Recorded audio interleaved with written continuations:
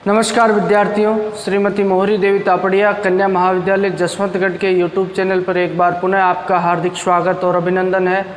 मैं प्रवक्ता चंद्र प्रकाश गुर्जर। आज की क्लास हमारी बीए तृतीय वर्ष के छात्रों हेतु इतिहास विषय की होगी। इतिहास विषय के दौरान अगर बात की जाए तो निरंतर विश्व इतिहास का हम अध्ययन करें। विश्व इतिहास के तहत जो पूर्वी समस्या का हम जिक्र करें। पूर्वी समस्या क्या थी? ये जो यूरोपीय साम्राज्य में बात की, यूरोपीय महाद्वीप में अगर बात की जाए, जो तुर्की साम्राज्य का जो क्या होता है, पतन होता है, और उसके पतन के पश्चात जो उत्पन्न होने वाली समस्या को ही पूर्वी समस्या कहा जाता है। पूर्वी समस्या के तहत जो तीन मुख्य घटनाएं घटित होती है, जिसके तहत महत्वपूर्ण घटनाओं का जिक्र किया जाए तो क्रीमिया का युद्ध है, बाल्कन युद्ध है और बर्लिन व्यवस्था। क्रीमिया के युद्ध के बारे में हमने पढ़ लिया। क्रीमिया का युद्ध तुर्की और रूस के मध्य होता है और मित्र राष्ट्रों के द्वारा जो तुर्की का क्या दिया जाता है, साथ दिया जाता है। इस युद्ध में जो रूस को क्या कर दिया जाता है, पराजित करने के पश्चात जो पेरिस की संधि इनके द्वारा कर ली जाती है। मित्र राष्ट्रों तुर्की और रूस के मध्य जो पेरिस की संधि होती है, और पेरिस की संधि के तहत एक बारी जो इनके मध्य जो होने वाला संघर्ष है वो रुक जाता है।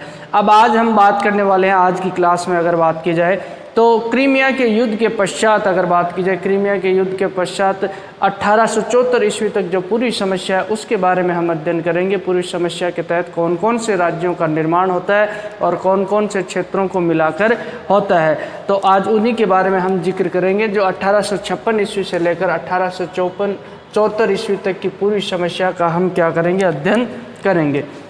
यानी कि जो यूरोपीय महाद्वीप में और एशिया महाद्वीप में स्थित जो ऑटोमन साम्राज्य है, जिसका यूरोपीय महाद्वीप के भी कई क्षेत्रों पे क्या था, उसका अधिकार था और उसका साम्राज्य फैला हुआ था। तो उसी दौरान जो उन क्षेत्रों में किस तरीके से जो राजनीतिक अस्थिरता होती है और किस तरीके से नवीन राज्यों का निर्माण होता है, उनके बारे में हम आज जिक्र करें। नवीन राज्यों के तहत जो रोमानिया का राज्य नवीन उसका निर्माण हो जाता है, सर्बिया के राज्य का निर्माण हो, सर्बिया के विद्रोह के बारे में भी हमने पिछली क्लास में पढ़ा था। अगर बात की जाए, पहले पढ़ा था। तो आज हम बात करने वाले रोमानिया का निर्माण। रोमानिया जो नवगठित राज्य होता है, इसका निर्माण कैसे होता है, तो इसकी पृष्ठभूमि को जानने के लिए हम बात करते हैं क्रीमिया के युद्ध की। क्रीमिया के युद्ध में आपको पता होगा जो मोल्दाविया और वोलेशिया जो प्रांत होते हैं, जो तुर्की साम्राज्य के प्रांत होते हैं, और उन पे जो अधिकार किसके द्वारा कर लिया जाता है, रूस के द्वारा आक्रमण करके उन क्षेत्रों पे अधिकार कर लिया जाता है। और इसी कारण तुर्की के द्वारा चेतावनी दी जाती है रूस को 15 दिनों में ये क्षेत्र खाली करने के लिए, लेकिन रूस के द्वारा कोई परवाह नहीं की गई। उसके अलावा बात की जाए तो इंग्लैंड और फ्रांस के द्वारा चेतावनी दी गई, लेकिन रूस के द्वारा किसी तरह की परवाह नहीं की। इसी कारण से ये क्रीमिया का युद्ध इनके मध्य होता है। तो ये जो मोल्दाविया और वोलेशिया प्रांत है, इन दोनों प्रांतों को मिलाकर ही जो रोमानिया नया जो राज्य, नवगठित राज्य बनता है। जैसा कि हमने देखा कि इस प्रांत में रहने वाले लोग हैं जो मोल्दाविया और वोलेशिया, ये जो तुर्की साम्राज्य का भाग था, लेकिन यहाँ की रहने वाली जनता कौन थी? ईसाई धर्म को मानने वाली जनता थी। और यहाँ की रहने वाली जनता की बात की जाए, ये जाति के आधार पे मोल्दाविया और जो वोलेशिया के लोग थे वो एक समान थे। उसके अलावा जो बात की जाए धर्म के आधार पे भी ये एक समान थे। दोनों के द्वारा एक ही धर्म का क्या किया जाता, पालन किया जाता है। उसके अलावा भाषा के आधार पे भी इनमें एकता, समानता हमें देखने को मिलती है। मोल्दाविया के लोग और वोलेशिया के लोग दोनों के द्वारा एक ही प्रकार की भाषा का क्या किया जाता, प्रयोग किया जाता था।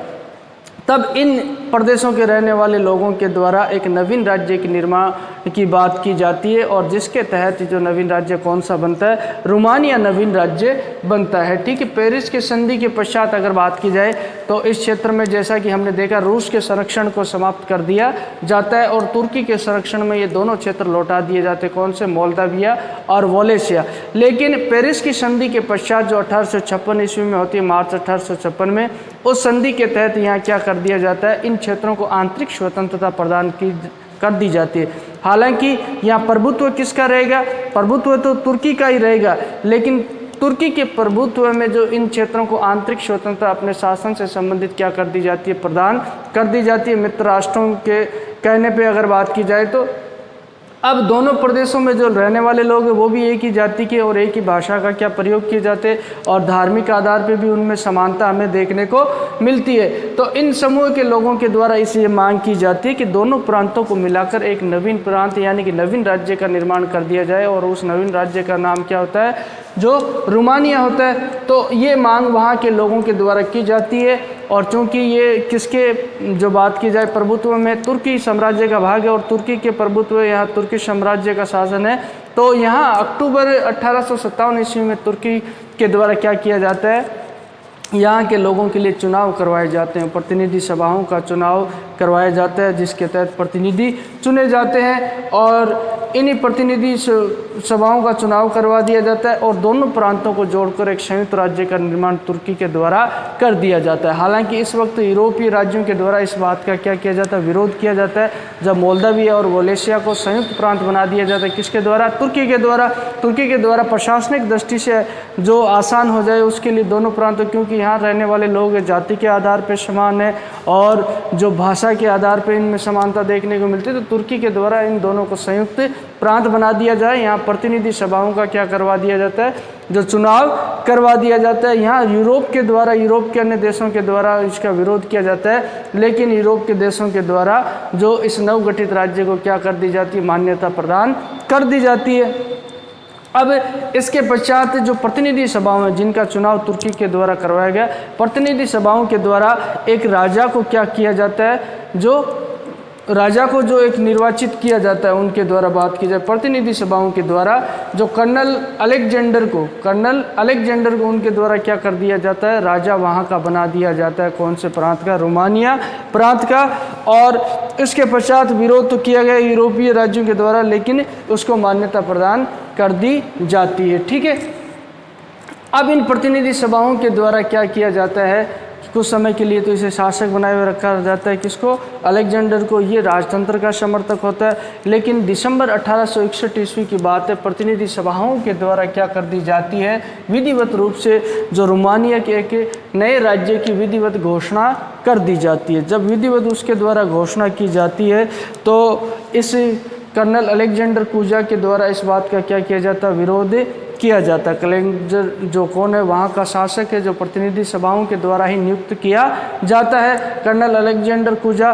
तो अब यहाँ रोमानिया की प्रतिनिधि सभाओं के द्वारा क्या किया जाता है, उसको वहाँ के शासन से हटा दिया जाता है, उसे गद्दी से हटा दिया जाता है, क्योंकि उसके द्वारा संवैधानिक शासन का विरोध किया जाता है, जिस वजह से उसे गद्दी, क्योंकि वह राजतंत्रात्मक शासन व्यवस्था का समर्थक था। तो प्रतिनिधि सभाओं के द्वारा क्या किया जाता है, उसको गद्दी से हटा दिया जाता है और उसकी जगह 1866 ईस्वी में क्या है, प्रिंस चार्ल्स को वहाँ का राजा बना दिया जाता है। कहाँ का? रोमानिया का राजा बना दिया जाता है प्रिंस चार्ल्स को। और प्रिंस चार्ल्स के द्वारा जो पहली बार विधिवत रूप से जो संवैधानिक शासन, यानी कि जो संविधान पे आधारित हो, यानी संविधान बोले तो नियमों का संग्रह, तो संविधान के आधार पे जिस शासन की स्थापना पहली बार किसके द्वारा कर दी जाती है, प्रिंस चार्ल्स के द्वारा 1866 ईस्वी में। और इस तरीके से जो रोमानिया के नवीन राज्य का क्या हो जाता है, गठन होता है। पूर्वी समस्या के तहत 1856 ईस्वी से लेकर 1874 ईस्वी तक, यानी कि ये जो प्रांत जिस पर तुर्की साम्राज्य का अधिकार था, एक नवीन राज्य के रूप में क्या हो जाता है, परिवर्तित हो जाता है। अब अगली घटना की बात करते हैं, महत्वपूर्ण घटना। तो सर्बिया, जो सर्बिया का देश है, सर्बिया का राज्य, उसे भी जो आंतरिक स्वतंत्रता प्रदान कर दी जाती है, किसके द्वारा? तुर्की के द्वारा। पहले से ही अगर बात की जाए, मित्र राष्ट्रों के द्वारा हमेशा से तुर्की पे दबाव बनाया गया, किसको? सर्बिया को आंतरिक स्वतंत्रता प्रदान करने के लिए। और यहाँ पे सर्बिया जो सर्बिया में रहने वाले लोगों के द्वारा विद्रोह भी कर दिया जाता है, किसके विरुद्ध में? जो तुर्की साम्राज्य के विरुद्ध में। ये हमने जो पिछली क्लासों में देखा था। तो जैसा कि 1829 ईस्वी में जो सर्बिया के लोगों के द्वारा विद्रोह करके आंतरिक स्वतंत्रता को प्रदान, जो मतलब आंतरिक स्वतंत्रता तो उनके द्वारा प्राप्त कर ली गई, 1829 ईस्वी में कर ली गई थी। क्रीमिया के युद्ध से पूर्व की घटनाओं के बारे में हमने जिक्र किया। तब सर्बिया के विद्रोह का भी हमने क्या किया था, जो अध्ययन किया था। तो अब 1853 ईस्वी में क्या किया जाता है कि ये जो इस पे जो बात की, सर्बिया को आंतरिक स्वतंत्रता तो प्रदान की गई, लेकिन इस पे प्रभुत्व किसका रहेगा? तुर्की का ही प्रभुत्व रहेगा। किसका? तुर्की का। अब इनके द्वारा क्या किया गया, सर्बिया के लोगों के द्वारा यहाँ से ये संतुष्ट नहीं होते हैं, इस मांग से संतुष्ट नहीं हो, इनके द्वारा और मांग की जाती है। और 1853 ईस्वी में इनके द्वारा जो कस्तुनतुनिया जो धार्मिक राजधानी अगर बात की जाए रहती है किसी की, जो तुर्की की और ईसाइयों की कस्तुनतुनिया ही रहती है, तो वहाँ से जो धार्मिक प्रभुत्व से मुक्त हो जाता है कौन?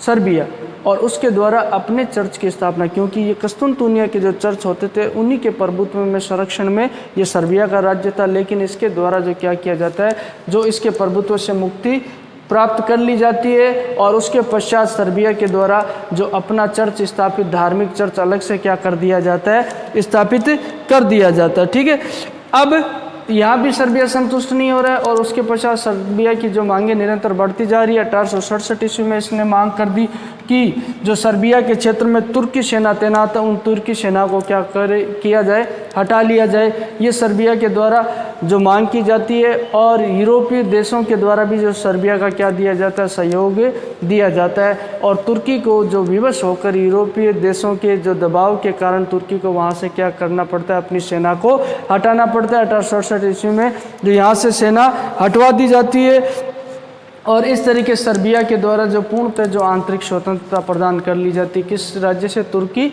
राज्य से।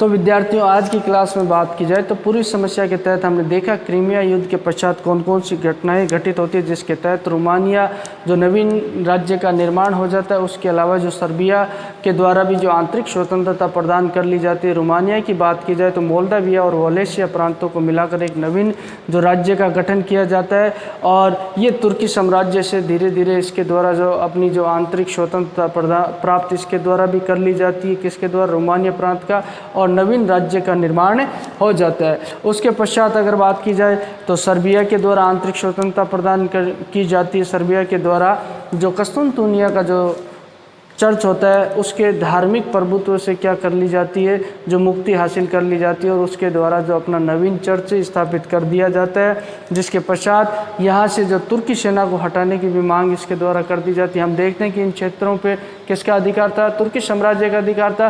तो इन क्षेत्रों के द्वारा धीरे धीरे किस तरीके से अपने आप को तुर्की प्रभुत्व से मुक्त करते हुए आंतरिक स्वतंत्रता प्राप्त कर ली जाती है। 1867 ईस्वी में सर्बिया के द्वारा जो तुर्की सेनाएं उसके क्षेत्र में तैनात थी, उन तुर्की सेना को जो हटा दिया जाता है। यूरोपीय देशों के द्वारा भी इसका सहयोग दिया जाता है और उसके पश्चात आंतरिक स्वतंत्रता प्राप्त कर ली जाती है।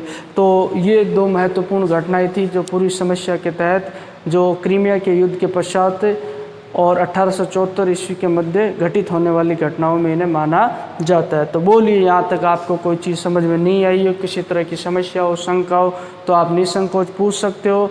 और इसके अलावा जो आपके पास जो शैक्षणिक व्हाट्सएप ग्रुप अवेलेबल है उसके माध्यम से भी आप अपनी बात मुझ तक पहुँचा सकते हो। और इतिहास विषय से संबंधित भी किसी तरह की आपकी जिज्ञासा, उत्सुकता हो वो भी आप मुझसे साझा कर सकते हो। अध्यापन से संबंधित किसी तरह की राय या सुझाव वो भी आपके आमंत्रित है। तो बोलिए, यहाँ तक कोई चीज़ समझ में नहीं आए तो।